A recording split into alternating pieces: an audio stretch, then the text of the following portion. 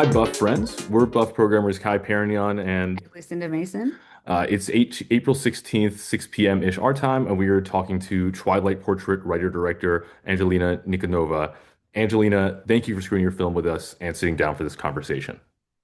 Hello everyone, and thank you for having my film at your festival. To start off, a classic. Can you talk about how you got started as a filmmaker? Did you go to film school, and was it all like the one in Anybody Seen My Girl? I'm sorry, I didn't understand the other part of the question regarding the film. Did you go to film school, and was it anything like the one depicted in Anybody Seen My Girl? Uh, I went to film school in New York, School of Visual Arts. I graduated, and from then on, it just started well for me, I think, because my thesis film went to festivals and got awards.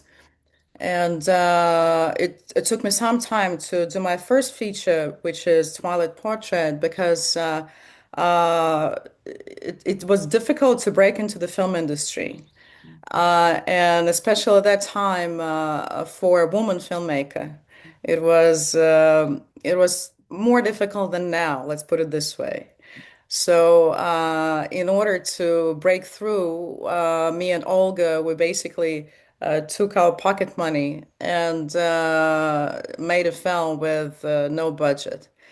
That took us all over the world, and the film premiered in Venice Film Festival's program, Authors Days. And from then on, we got much attention, lots of attention, and many awards. And I made a few films, but not as many as I was writing, and not as many as I'm writing now. So it's still difficult. But Anybody Seen My Girl so far is the last feature that I did.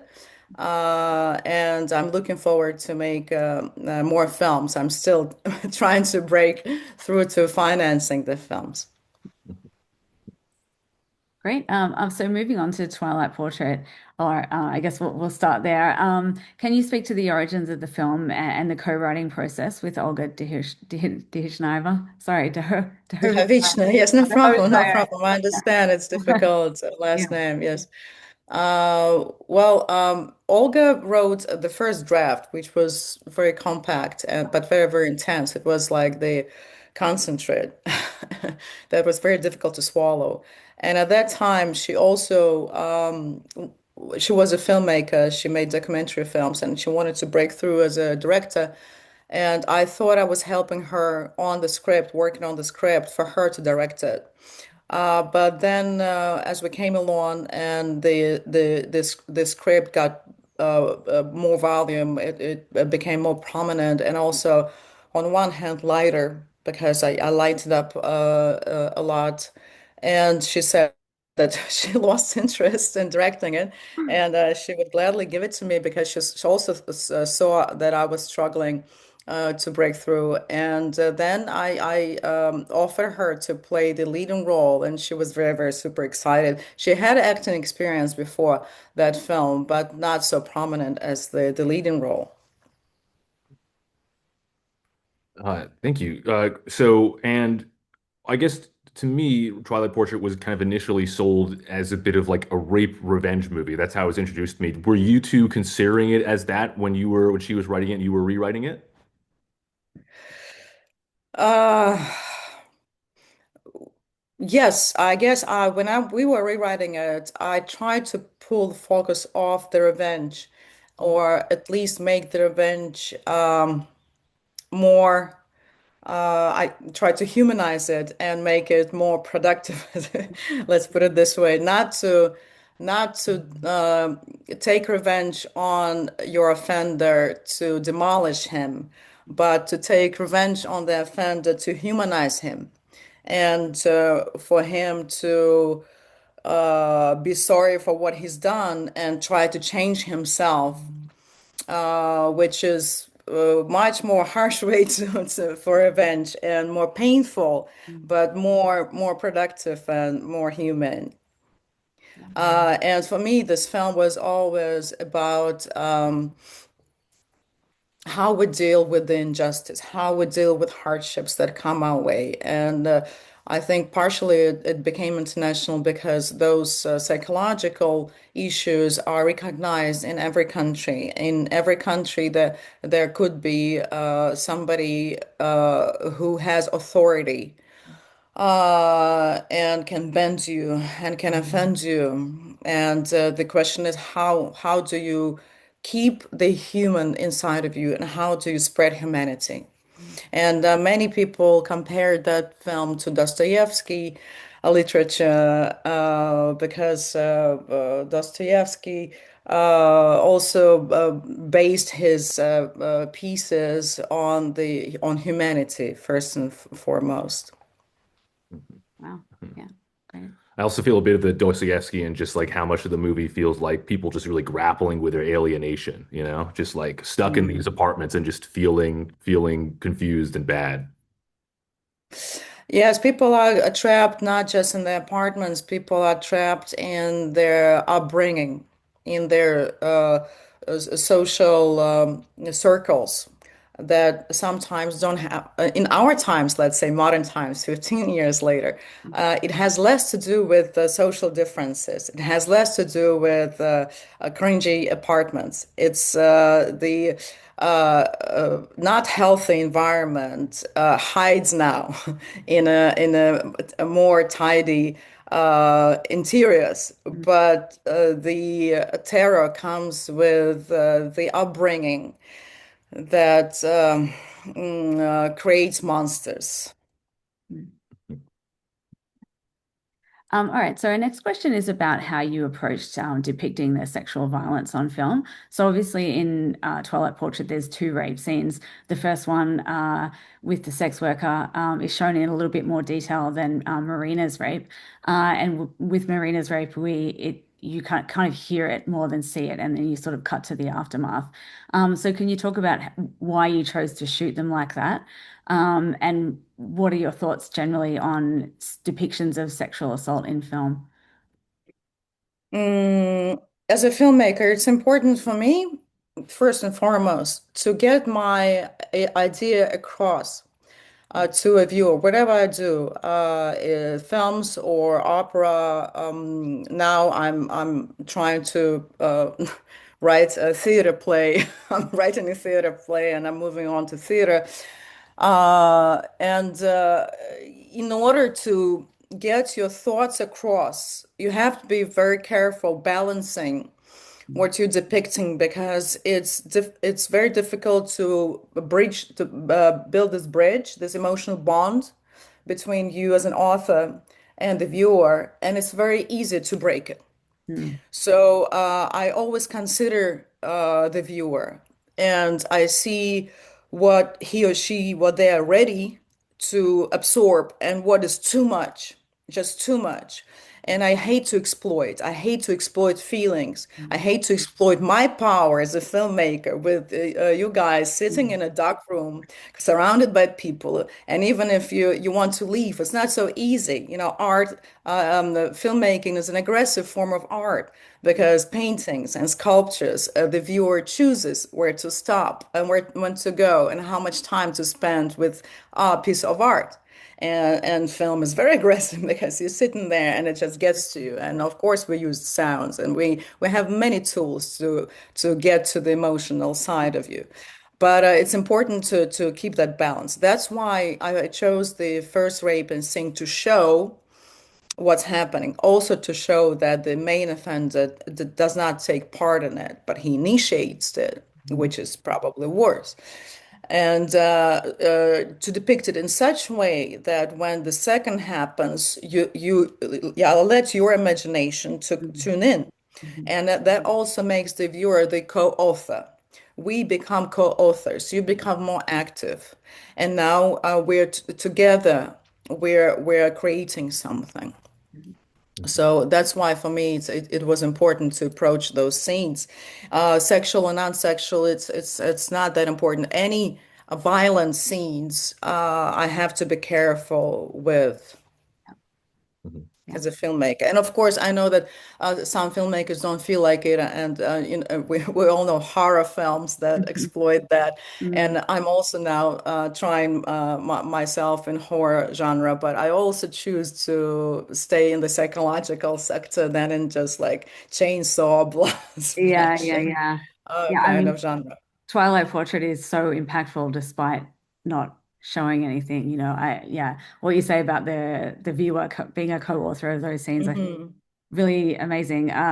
Certainly, it's one of the most impactful films that I have seen in that sense. So Thank you. yeah, Thank you. And I'm sorry, just as an example, that the viewer's imagination is sometimes bigger than yours. And it's okay, you have to allow yeah, it to come in. When the mhm. film was shown at the premiere in Venice Film Festival, and the theater was huge. And during that scene, when the screen was dark, during the rape scene, some guys were yelling. I think they were Russians. They were yelling from the back, like, "Let her go, you assholes!" Wow. And I turned and I realized that some guys just could not bear what they Yeah, wow. saw. They Yeah, didn't yeah. see it. And it Didn't see was so anything. Yeah. powerful. I was like, oh my Wow. God. Yeah. He was ready to kill those Oh, guys. amazing. Wow. That's so great. Yeah. So great, yeah. The viewer coming in full bore. Mm. Yeah. You want to get the next one? Oh, I thought yours was the next one. Okay, yeah, I guess about this. Yeah, Oh, so okay, so another question is just okay, and you're talking about kind of this idea of these upbringings kind of being maybe hidden by the environment or like what can be exposed in the environment. Twilight Portrait was shot in Rostov-on-Don, and I feel like we get at least a strong sense of the Andre character's neighborhood in particular. Can you just talk about like how did you choose this location and how to inform the shoot? We didn't have any money.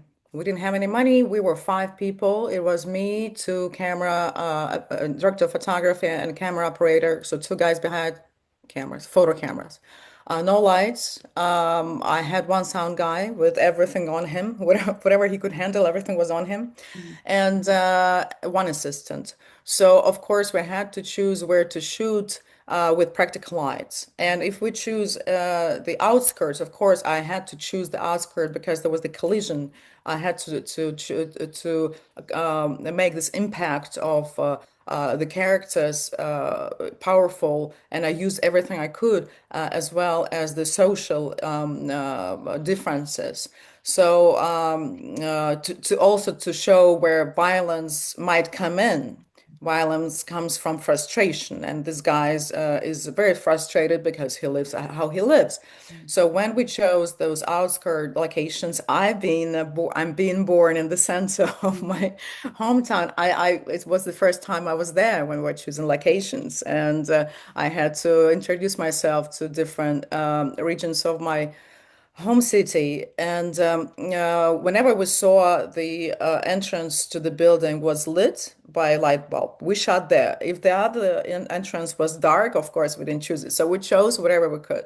And of course, I had to choose the apartment that was already had the setting, that already had production design ready, yeah. ready to go.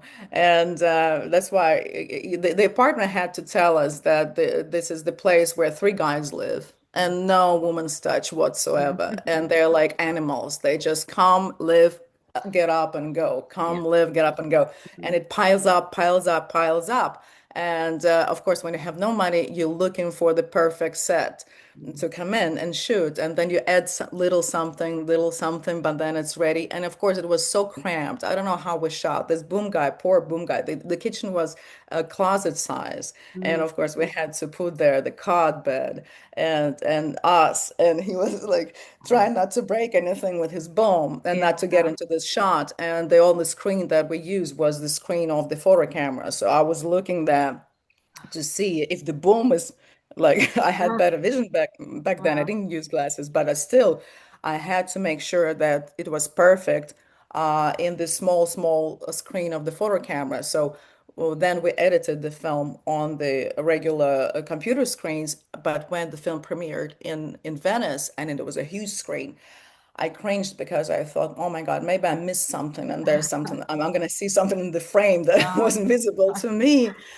So there, of course, there's like lots of hardships when you shoot with no budget, but also there's so much adventure, and the atmosphere is so different. And I think art can come out with in two circumstances. One is you have no budget whatsoever and you come and you're all soulmates. Mm. And the other is huge money, Yeah. huge budget, and everything's perfect and the way you want it as an artist. Mm. Mediocre, not sure. Like medium budget, not sure. Cool. Thank you. That's great. That's great. Yeah. Can you talk us a little bit about the title, Twilight Portrait? It's said out loud a couple of times in the film. Mhm. The first scene with the man selling his camera to Marina, and then the second time when Marina is taking the photograph of Andre. I think Yeah. that's both the times. Can you talk a little bit about the what the title means, especially in terms of the metaphor with the camera, the relationship with Marina and the camera? And just the meaning behind the title in general. Well, yeah, I think it's Olga came out with a title right away. It was Mhm. always there. And sometimes when perfect things happen, they you don't have to change them. You can't touch them. It's just perfect came out. Yeah. And then of course it also means are we able to see a person in the dark? Mm. Whether the person's in the dark, whether we are in the dark, where it's dark because it's dark everywhere at that time. But are we willing to see through the dark into the person? Are we willing to see the portrait? It's more than a picture. It's the human being. And when we finished the film and the French sales agents got interested right away, and we asked them, is there such a is there such a function in the photo camera as well? Is it called like this? Because in Russian it's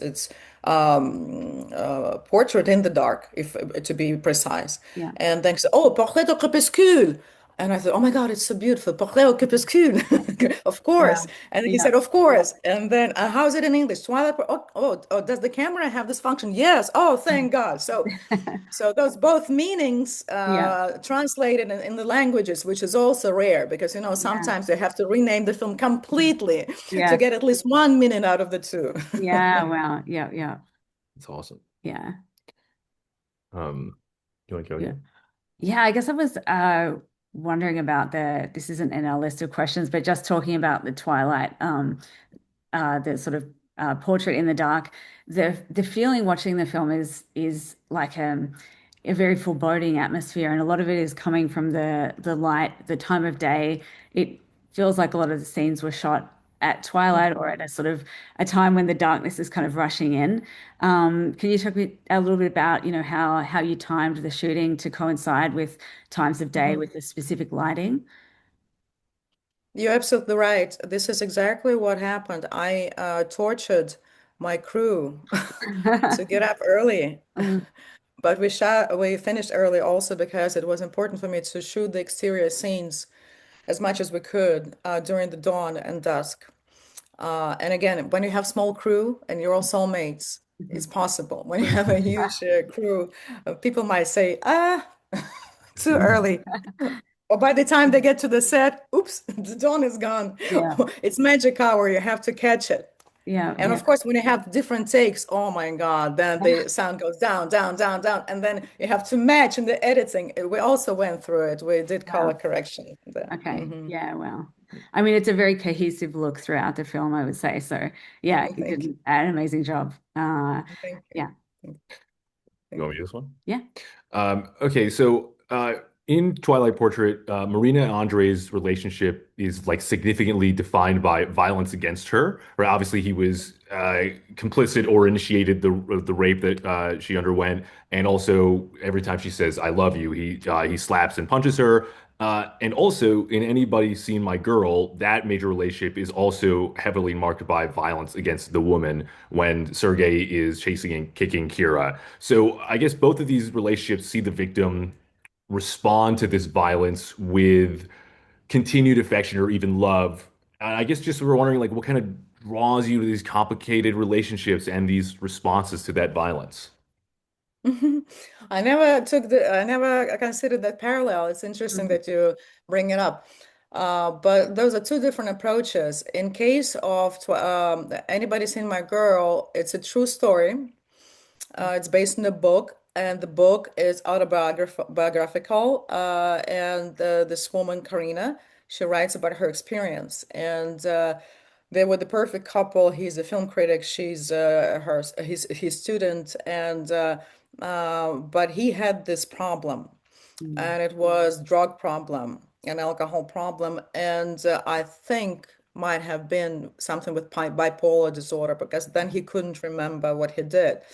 And in the book, those cases of his violence, there are more cases. In the film, I decided not to because, again, like I said before, I cannot break the bridge between emotional bridge between me and the audience, and it would be too much, and it would be about that, but it wasn't about that. It was about the fact that she left him.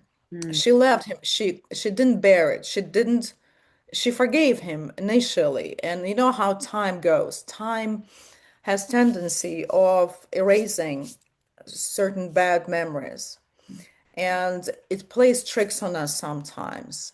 And to me, Anybody Seen My Girl is about this unhealthy state of mind that we can get into by not remembering clearly, because all she remembered was her mistakes, that she didn't love him enough, that she didn't care for him enough, forgetting about his outbreaks. Mm. And it's a trap. It's a trap that makes us unfair to ourselves, and it's sick. It's not healthy because it we might get into this trap and never get out of it. Like the character, she cannot meet anyone. She's trapped in this relationship, unhealthy relationship. And to me, it was important to also show that, to spread light on this issue, that be careful.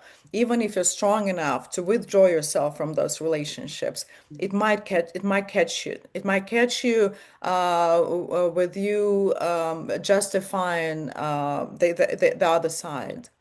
But again, the film wasn't about violence. It was about those mind tricks, and this subject is very important to me still. All of my films are now about being careful and keeping your head straight, Yeah. keeping your mind healthy. It's the most important thing I think right now in our times. And talking about violence in Twilight Portrait, it was a different subject matter because I wanted to show the power of woman, because it happens so that women maybe have more tendencies to forgive. Uh, and Anybody Seen My Girl is this also is about this. But what Marina chooses in Twilight Portrait, she chooses to fight, and she fights with this tool with this weapon that is called love. She uses love as a weapon to kill the monster inside, not him, but to kill the monster inside. For him, it's a poison. Yeah. He's so toxic that for him fresh air is the poison. For him light is for the vampire. Close the Mm. curtains. I can't see it. I'm burning. Yeah. So she says, and of course she doesn't love him, but just the words of love that she uses on him makes him cringe inside. And this demon, demon just like comes out, and to her, she says to herself, I'm strong enough for this. Even if he kills me, Mm. that's okay. She sacrifices herself because she also has issues at her job where she feels helpless. Yeah. Helpless as far, and this happens to her at the point where she feels helpless at home, she feels helpless at her job. And finally, she's in a situation and she asks herself, can I change something about this? Can I change something about this? This is my body. Okay, you raped me. You already like put wounds in it, right? But it heals. The body has tendency of heals. I'm gonna take your mind. I'm gonna take your heart. I'm gonna work with this. So that's what she does. So Mhm. for me, they're two equals, strong, and she's even stronger than him. Of course, he's just like physically strong, but he's a child without love. Yeah. That's what She recognized in him. And it's interesting that in this case, we used sex as the first sex they have in the elevator as the point of communication because he's like a beast and she's intelligent and she has to come to his level to talk to him so Hmm. he can hear her.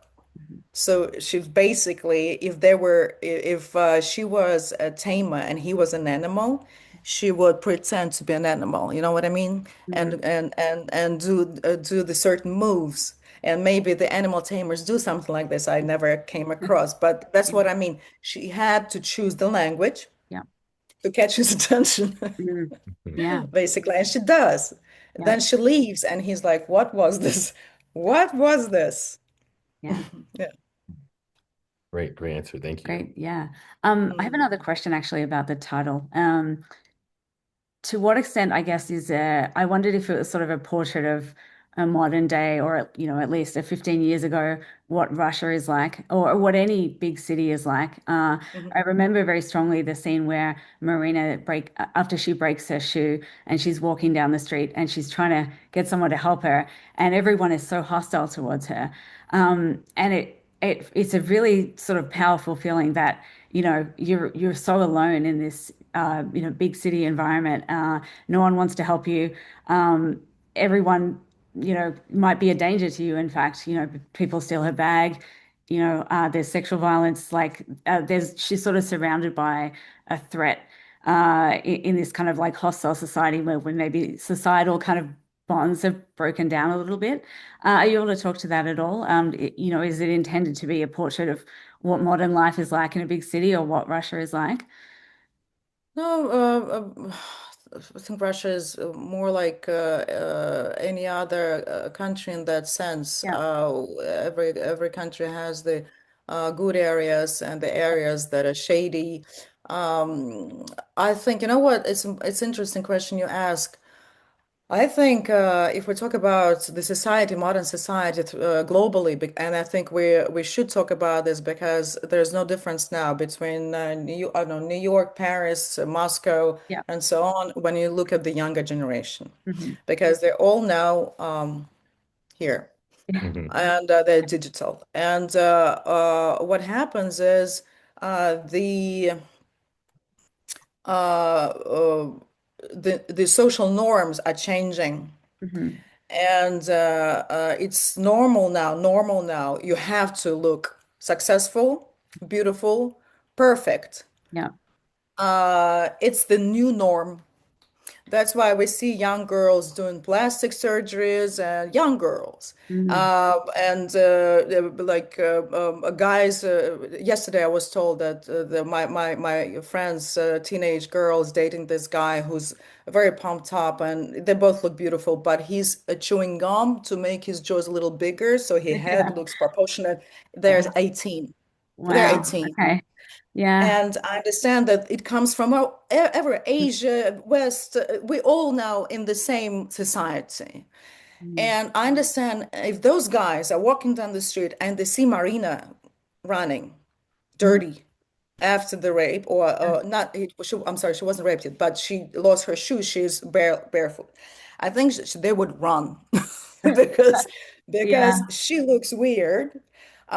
Something bad happened to her, Mm. but we want to be so lucky that we are afraid that unlucky charm would get us, and it's contagious. Yeah. That people who's not successful, well off, I don't know, looking good and everything is dangerous. And Mm.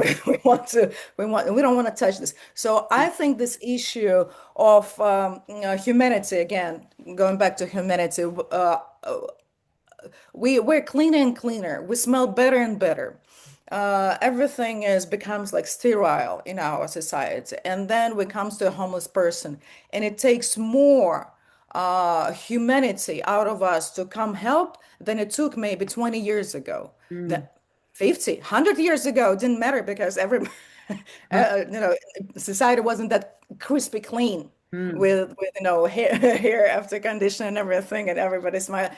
So I don't think if we have in modern times, if we have immunity to be humane, or Mm, everything has to be perfect. Are we human enough to help another person who's in trouble? mm, That's a big yeah. question. Wow.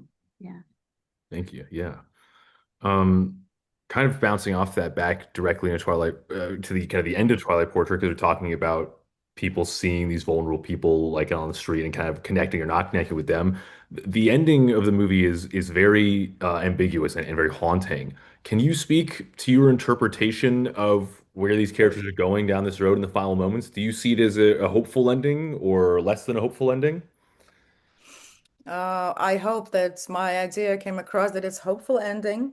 And I was asked a few times, many times actually, by the viewers, are they gonna meet? Do they have a future? And then I said, okay, this is what I did. He's healed, let's put it this way, at least for some time, right? So he rejects his weapon, he takes it off, Mm, and he's following her, that not knowing why, where, what. He just knows that whatever he was, he cannot be anymore. yeah. So he just goes. For him, she's like a leading star, Mm, right? But he's not following her like this. Following her like this. They're two parallel. yeah. She's also lost. She also Yeah. cannot live like she lived before. And she also lost. She doesn't know where she's going. But we live. Sometimes we're lost, but we have to move on. So there are two lost souls who are walking towards the light. And when we were shooting it, of course, it was the guerrilla style filmmaking. Oh my God, the highway, no Oh my God. permission, Yeah. photo cameras. They're walking, trucks are going by. I'm there with the photo camera, Wow. with the camera guy, and of course I say, one more take, no. And there are no walkie-talkies, so I'm running to him, I'm running to her, pulling them Oh my back. I say, God. one more time. So by Yeah. the time we do the perfect take, it's such a time of the day that the street lights go boom. I said, oh, thank you. Sometimes the street lights went Wow. on, and the idea finally Yeah. was there that the walking hopefully towards the light, Wow. Okay. to the better version of ourselves. I think that the only thing we can do in this lifetime is to start to try to become a better version of ourselves. Mhm. Mhm. I guess just on the ending, just to bounce off that a little bit, a lot of stuff in the film is quite ambiguous in that you know you see it as a hopeful ending, but you could easily read it as a sort of dark ending where she's sort of walking into the abyss and maybe he's chasing her in kind of a menacing way. But there's quite a few things in the film that are, you know, you're not forcing a interpretation down the viewer's throat. You're leaving it up to them to decide what you know, what is Marina even thinking at the moment. I guess could you speak to your approach in terms of why you wanted to have some of these things be ambiguous and left to the viewer? It's the same reason why I want the viewers to start being more active Mhm. emotionally, intellectually, to be co-author with us, Yeah. and also this is one of the ways to get the audience involved. When we read a book, Hmm. our imagination is working. When we're fed pictures, it's important for me to leave that space where you're involved intellectually, emotionally, because only then you walk out the theater and it stays with you because you turned on your senses. First of all, second of all, I hate to impose something. Yeah. This is how I think. This is what I decide. I think it's wrong. I think it's abusing my power as a filmmaker. Yeah. Great. So I I try to be accurate. sorry, I keep jumping in. I just did what just wanted to say how much we love Twilight Portrait. We watched it for the Thank first you. time six Thank you. years ago, and then we rewatched it again in preparation for the interview. And I mean, Amazing. Where do you see it? Where do you see it? The festival director Felix, who you've chatted to on like Instagram, he years ago was like, you gotta take this movie out. It's totally slept on and it's amazing and you'll love it." And we were like, yeah, "Yeah." he saw it at Sydney Film Festival. So to City Film Festival. Yeah, There we go. so he knew about it that way, and I think we found it. Oh, really? Yeah, yeah. That's great because what 3 years ago, the director of the head of the theater in Hamburg, Germany, offered me to direct an opera, and I asked why me, and he said I watched Twilight Portrait on German TV. Oh wow. And I thought of you as a filmmaker, I Wow. mean, as a director for the opera. I'm like, oh, that's amazing how film still lives somewhere without me knowing. It just continues his life. It's Yeah. life. It's amazing. That's so Uh, wonderful. Yeah, I'm glad more people are just seeing it in the wild. Yeah. Yeah, I mean, we're really excited for people to see it at our film festival because we love it so much. And Thank you. it seems like such a shame that it hasn't, it hasn't reached a wider audience than it has. Thank you. Yeah, cool. So move on for the second part of the interview, I guess I just want to ask you about your career since Twilight Portrait. So if we move on to your feature Welcome Home, which again Mhm. co-stars Olga Dihovichnaya and also Karin Karagulian, both of whom also have co-writing credits with you. So can you talk about the origins of this movie and also that writing process? Oh, yes. Well, Olga pitched in some ideas that I appreciated, and I asked Karen to use his real life story as the base for his character and his family's characters. And he said, yes, I allow you to do it. That's why I included them as co-authors.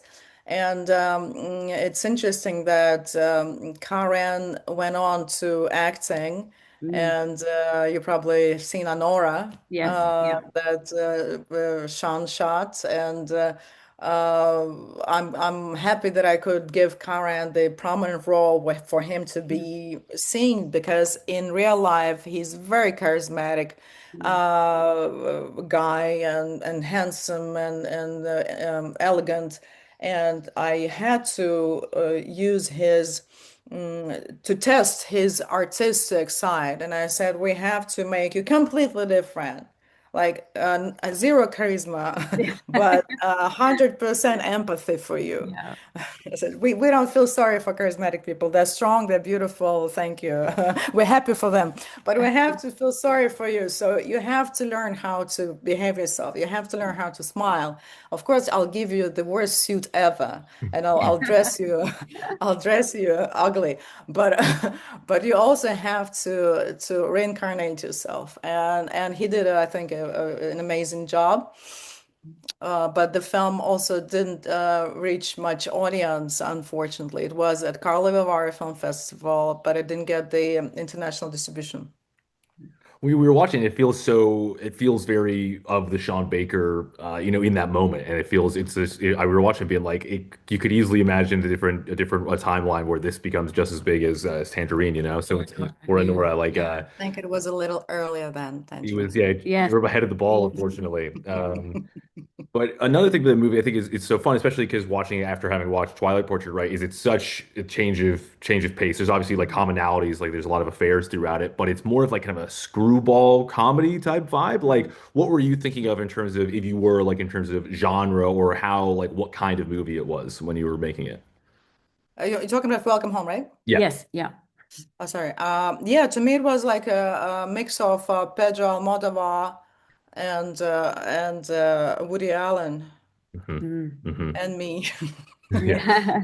Yeah. Yes, I wanted to I'm laughing at myself there a lot. Even when the director, the director uses the real-time stories, and then Sasha asks him, "You have no imagination whatsoever." Of course, I laugh at my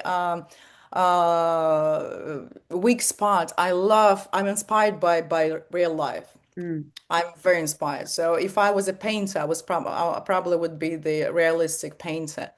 But now my life takes me to more abstract forms, and it's not easy for me, but I'm learning. I'm taking some other level now for myself, artistic level.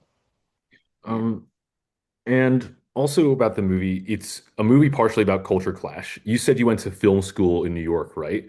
So I guess I'm Mhm. just wondering, like, what is your, I know we're talking now, but now all the cities are the same, but like, this was a hot minute ago. Do you have a different relationship with New York than to Moscow? Do you have like specific thoughts on it that may have come out in the movie? Um, Moscow was always like safe and it's a huge city.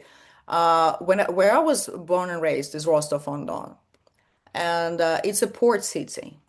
Any port city has little more criminal situation. It's a little worse than any other city. It's always been like that. Mm, So when I came to New York in 1993, oh my God, it has the vibe. It had the vibe of my city, not Moscow. It mm, had the vibe of, oh my God, do I want to go into the street at night or not? And mm, then as I lived in New York, the mayors changed and it started to become more clean and clean and clean and cleaner.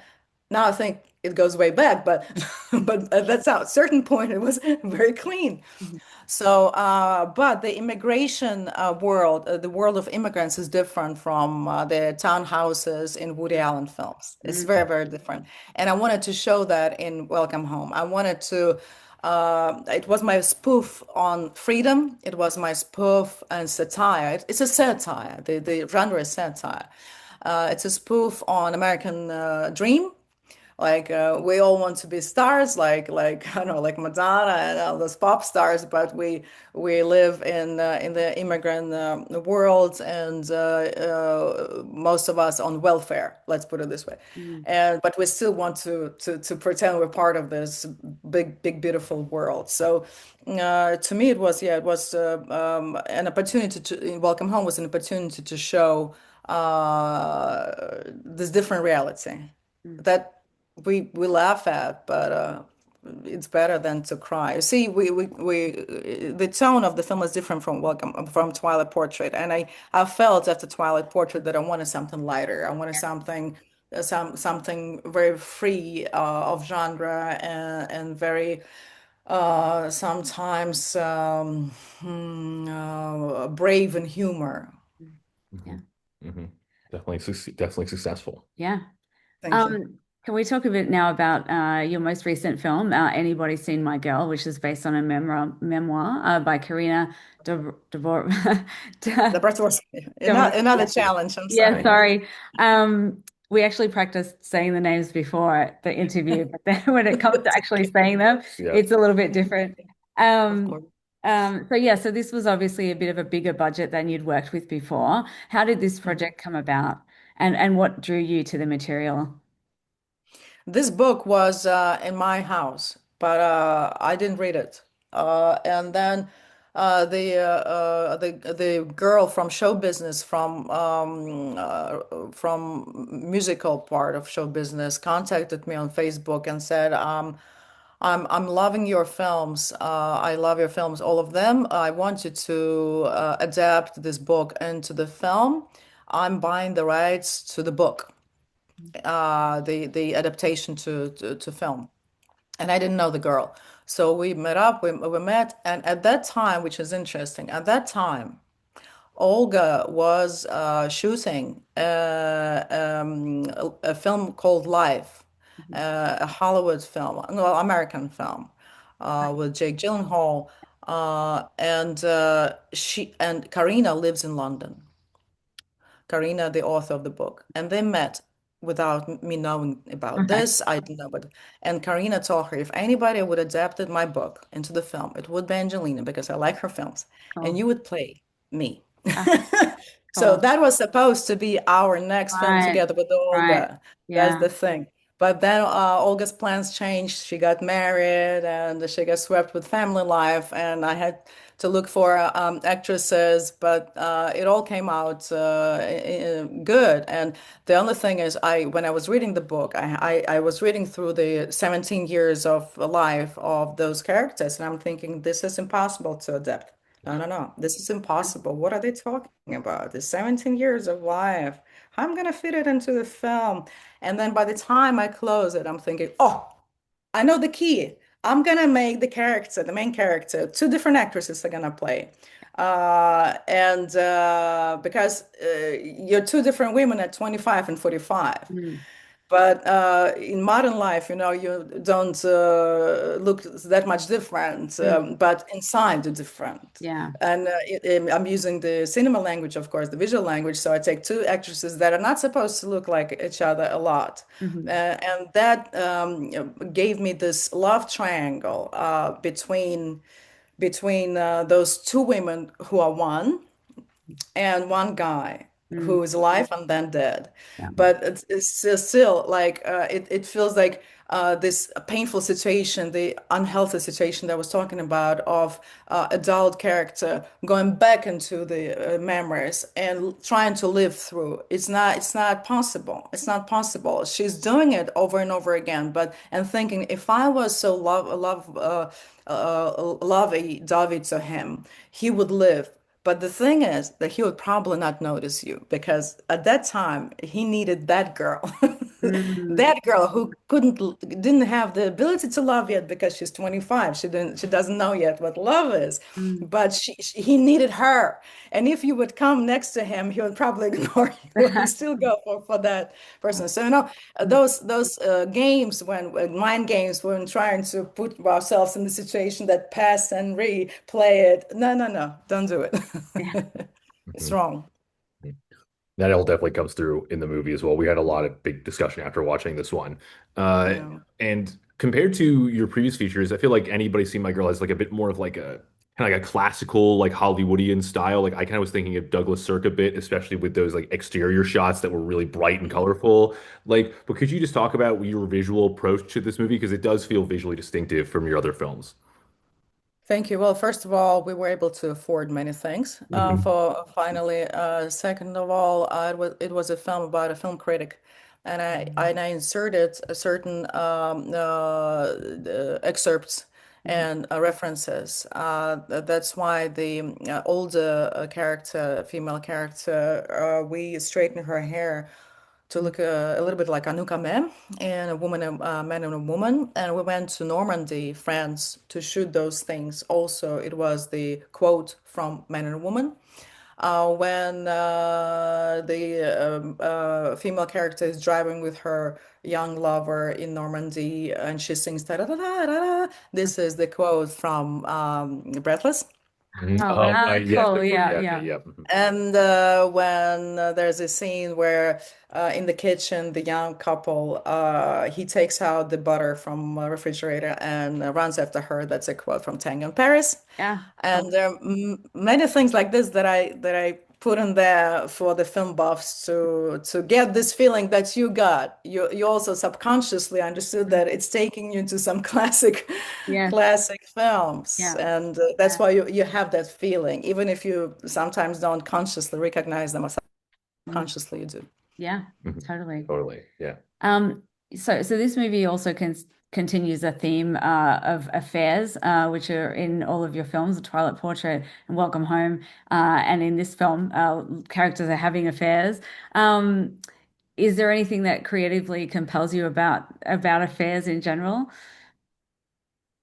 Yes, of course. I love relationships. I Mm, love talking about relationships, and this is probably the most popular form of collision of two planets. And mhm, and if I chose to be a psychologist, I would probably go to family therapy, mm. couples therapy. Yeah, Mhm. cool. So yeah, that's my thing. Melodramatic. But you see, Yeah, now I'm going to horror films, so we'll see. yeah. Um, I want to ask you about that horror movie in a second. But it just kind of, I guess, kind of closing up on Anybody See My Girl is I read a parallel in this movie between, we're talking about these relationships between building a relationship and kind of like making a film or making art in general. Do you think there's something to this comparison? Making art and relationship? Mm. Uh, f- um, mm, Not if I work with a small crew. If I Mm. work with the producer, Yeah.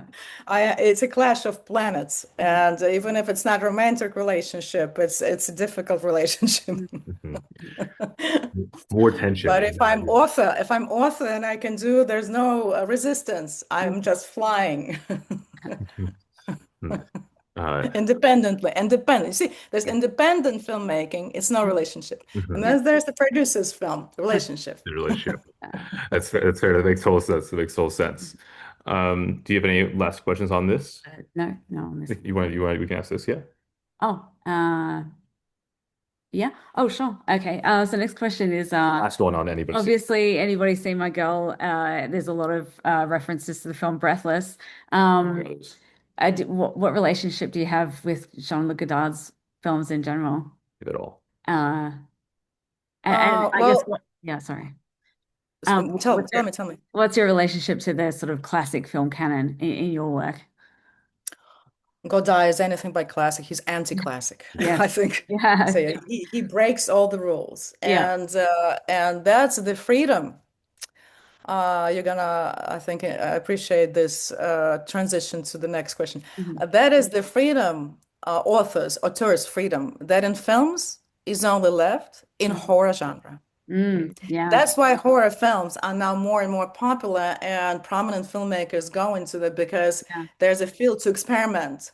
Yeah. Because with the other genres, you know, probably about the tendency, going back to the modern Mhm. audience, that the scripts modified to Mm. the audience who are with their phones, and the scripts have to repeat the information from time to time, a Yeah. few Yeah. times, which Yeah. to us, my generation is like, no, like you said, you have to be unspoken, then Mm. spoken over and over and over again. This is like, it's not even breaking rules. Yeah. It's degrading to me.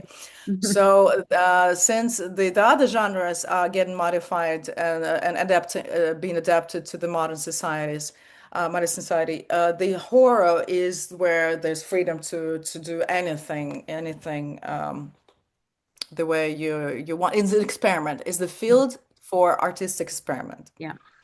And So can you Film Festival shows it to us from time to time. Yeah. so can you talk more about this horror movie that you're working on? Can you talk a bit more about what's it about, what you're thinking through with it? Yeah, just like let's put it this way. I'm experimenting as a filmmaker because it's important for me to grow. It's important for me to expand my abilities and not to get stagnated. So if Twilight Portrait, I shot it without no music, mood music. Yeah. The only melody, the only music that is in the film is when it's practical, when you see somebody singing or somebody pressing, if it sounds in the story. There's no mood music. And I did it on purpose because I decided to test myself. Can I get to the emotions of the viewer without this popular tool of here you feel sad, here you feel tense, and you know, our hearing is gives us 50% of, if not more, of perception. If I did this with Twilight Portrait, and thank God I succeeded in this, now I shot a film in Mississippi that's totally for the sound work. Visually, it's stunning, but it's very poetic. It's like not much going on. I worked with the same director of photography, super talented, I think, is genius, Andrew Gomez, Gorka Gomez. And we shot together. Anybody see my girl? He's from Spain, and we shot together Nishkanata, a film in Mississippi. And the way he sees the world is just amazing. And you don't want to cut to any any picture for a while in Yeah. any other frame. So it's very poetic. And what I tested myself, if I can uh, um, uh, uh, keep the viewer on the edge of the seat, and how long can I keep the viewer on the edge of the seat? because suspense it's not easy to achieve Mm. for a director. And actually, suspense is how they test the director, some of the producers, to be Right. honest, that's what I've heard. And if you can create this, then yeah, you consider it to be a strong Right. director. So this Nishkinada film is all suspense for an hour and a half. Cool. Very exciting. Wow. It's experiments that I do again with myself, and we'll see if the viewers will Mm. go for it. Mhm. I'm really excited for that movie. Thank Maybe as one last question, take us out. You're talking about kind of like experimenting and finding kind of new forms. Can you talk a bit about, you already talked about how you came to it, but can you talk about your experience directing the opera Lady Macbeth of Mitensk? Because we watched it, we not super familiar with the plot of it, but we Mhm. definitely watched it and took in the images. So just it was very curious, very interesting to watch. And like, was it a challenge for you moving from filmmaking to the stage? I thought it would be, but it wasn't. It's amazing. I now I'm going to trying to transit to theater, and that's super difficult. So I realized that opera is closer to film, Right. and theater is closer to literature because opera is visually. There's music says so much already, and Mm. there's libretto. Yeah. So all I have to do is I have to make sure I have to complement both. Uh, and at the same time talk to the modern viewer what I want to say, what I want to say. There's a composer something wanted to say something, the author of the text wanted to say something, and now what I want to say, but very delicately, without shutting somebody up or down, shutting somebody down. So opera was exciting, very exciting, because they told me in the beginning, if you want the setting to happen, the story to happen at the moon, it will be. And I thought, oh my God, I'm never experienced anything like that. I'm always given like those four walls and say, here you create, or giving you a candy and say, here you create super chocolate factory. Wow. And finally they say, whatever. And I finally got my imagination, it went flying, which I Wow. never could afford. And I also was getting acquainted with myself, Mm. what's inside my head, like how I'm thinking. And I finally realized that I'm not just a realistic artist of realism. I'm also I can be thinking abstractly. So then I directed another opera here in Russia, and I'm going next week to work on the play that's coming out one more time next weekend.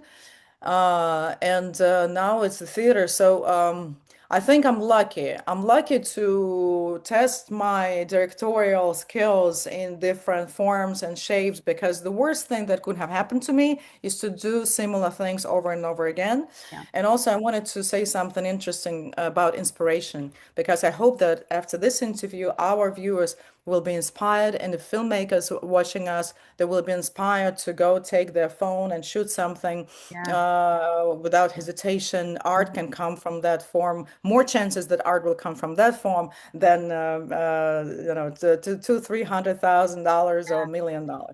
Yeah. Until you have huge or comfortable budget, do your art with what you have.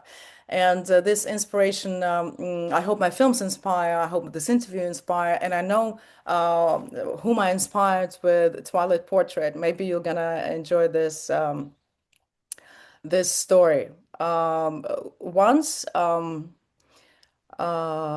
Verhoeven came to Moscow, and we got introduced, me and Olga, we got introduced to him, and Twilight Portrait was going strong at that time, and we gave him a DVD. He said, I'm gonna take it to California and watch it. And he said, I'm working on a film about a rape. Right. And I said, cool. So you probably know what I'm getting to, right? Yeah. So Yeah. the if you watch, because also we went, we were friendly for some time. We went to his home, and so on that in California, and then suddenly we're in Moscow and we start watching She, Yeah. Mhm. and it's black screen and rape happens. Oh, wow. Me and Oh Olga look at each other like, my. that's an honor to inspire Yeah, the well, master. yeah, totally. Yeah. Oh my God. Wow. That's really cool. So it's all about Yeah. inspiration, I Well, think. amazing. Yeah. I think we initially watched it after She, but certainly when we watched it, we are like, well, this is very precursor to She right now. So yeah, Yeah. yeah, I think everyone who No, watches Twilight Portrait will be like, here we go. it Yeah. was Yeah. that. It was the Yeah. other way around. Yeah. Yeah. Yeah. Of Just course. like Sean Baker, it was the other way Yeah. around. Yeah. Yeah. Yeah. Head Yeah. of the curve. Wow. Yeah, yeah, yeah. So Yeah. thank you for getting me to the Ah, audience. I appreciate it so much. It's the thank you best Thank so thing you much. can do. It's It's been, festival. What yeah. festival can do is connect authors and viewers and films and cultures. So thank you so much for that. I appreciate it.